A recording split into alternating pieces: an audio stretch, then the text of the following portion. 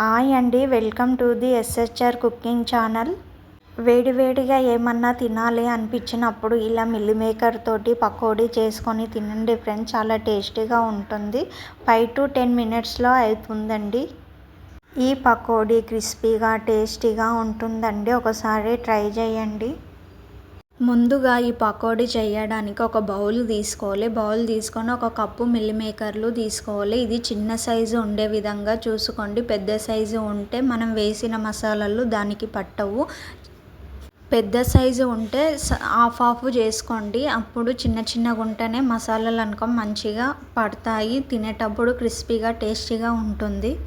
Mill మేకర్లో hot water వేసుకొని ఒక 5 minutes ఉంచుకోవాలి. అప్పుడు కొంచెం నానతాయి. ఎక్కువసేపు కూడా నాననివ్వద్దు, మెత్తగా అయిపోతే. ఒక 5 మినిట్స్ ఉంచుకున్న తర్వాత మొత్తము తీసుకోవాలి.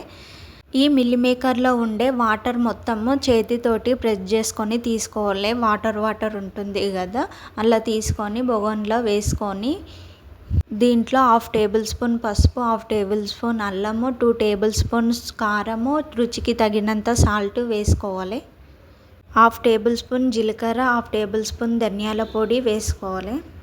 ఈ మసాలాలు వేసినాం కదండి, ఈ మసాలాలన్నీ మంచిగా కలుపుకోవాలి. కలుపుకున్న తర్వాత 2 టేబుల్ స్పూన్ శనగపిండి, 1 టేబుల్ స్పూన్ మైదా పిండి, 1 టేబుల్ స్పూన్ బియ్యం పిండి వేసుకొని పైన కొంచెం 1 నిమ్మకాయ పిండుకొని మొత్తము కలుపుకోవాలి. కలుపుకున్న తర్వాత 10 మినిట్స్ మ్యాగ్నెటిక్ చేసుకోవాలి. అప్పుడే మసాలాలు అనుకోము మంచిగా పడుతుందన్నమాట ముక్కలకు.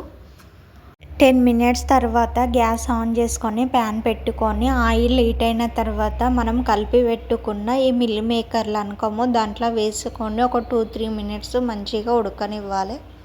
గ్యాస్ హై ఫ్లేమ్లో పెట్టరాదు. హై ఫ్లేమ్లో పెడితే మాడుతాయి. సిమ్లో పెట్టుకొని మంచిగా ఒక 2-3 మినిట్స్ మంచిగా ఉడకనివ్వాలి. అప్పుడే లోపల వరకు ఉడికి క్రిస్పీగా వస్తాయి.